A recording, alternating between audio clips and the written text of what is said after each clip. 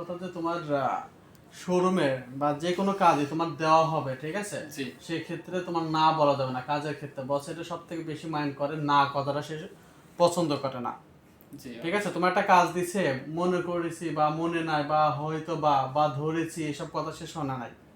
তোমার মনে করো যে সাপোজ একটা কাজ দিছে যে এই রাস্তাতে তুমি যাও, তো তোমার ওই রাস্তাতেই যাইতে হবে। তোমার মনে হয় যে না, এই রাস্তাতে না যেয়ে যদি আমি এই সাইডে যাইতাম বা একটু এই দিক থেকে ঘোরায় যাইতাম তাহলে সুবিধা হতো, আর সময় অপচয় মানে কমতো আর কি।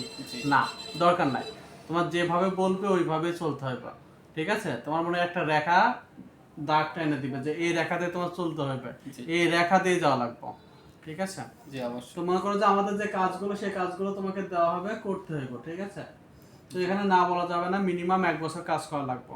অবশ্যই ইনশাআল্লাহ। 1 বছর কাজ করার পরে, 1 বছর পূর্ণ হওয়ার পরে ওই দিন তুমি যদি জানো যে না আমি আর ভালো লাগতে বা চলে যাবো, বা যে কোনো একটা সমস্যা বা তুমি ভালো কিছু পাইছো, তো সেক্ষেত্রে আমরা কি করবো, তোমাকে 1 মাস পরে তোমার ডিজাইন দিয়ে দিব, এবং সমস্ত যেগুলো টাকা আমাদের কোম্পানির কাছে বা তুমি পাও সেটা ওগুলো তোমাকে ব্যাক দিয়ে দিব।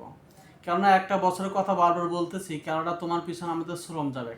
কাল থেকে তোমার ট্রেনিং দেওয়া হবে, আমাদের যে কার্যকলাপ আছে সেগুলো তোমাকে শেখানো হবে, কম্পিউটার আদারওয়াইজ আমাদের হিসাব নিকাশ, খাতা কলম, বিদ্যুৎ বিল, সমস্ত কিছু তোমাকে কাল থেকে ট্রেনিং দেওয়া হবে। তো এই ট্রেনিং মিনিমাম মনে করো 3 মাস থেকে 6 মাস সময় লাগে। মেধা ভালো হলে 3 মাসে কমপ্লিট হয়ে যায়, আর মেধা যদি ভালো না হয় তাহলে মিনিমাম 6 মাস লাগে।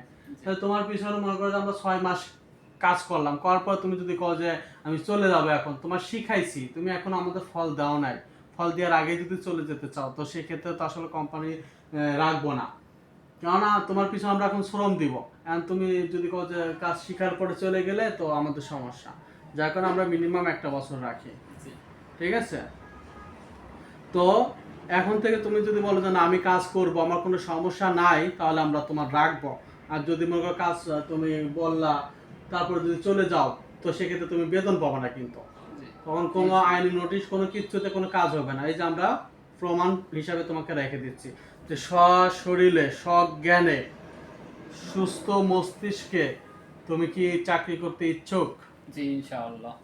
তাহলে এখন থেকে তুমি আমাদের রাজীব খান ইলেকট্রনিক্স অ্যান্ড ফার্নিচারের একজন পরিবারের একজন সদস্য।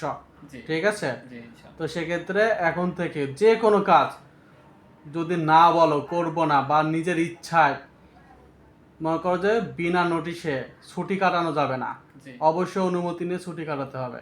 নিজের ইচ্ছা মতন স্বাধীনতায় যদি ঘুরতে চাও, এখন থেকে এই ইলেকট্রনিক্স অ্যান্ড শোরুম কর্তৃপক্ষ যে কোনো সিদ্ধান্ত নিতে উপনীত হলে তোমার মর্জি পেশ করো, মানে তুমি কি রাজি, যে কোনো সিদ্ধান্ত নিতে পারে তোমার ইচ্ছা স্বাধীনতার জন্য। মানে আমাদের এখানে যত সময় থাকবা তত সময় আমাদের ইচ্ছায়, নিজের ইচ্ছা স্বাধীনতা এখানে প্রকাশ করা যাবে না। ঠিক আছে, তাহলে যদি করো তো সেক্ষেত্রে আমাদের যে পদক্ষেপটা আমরা নিব, তুমি কি সম্মতি?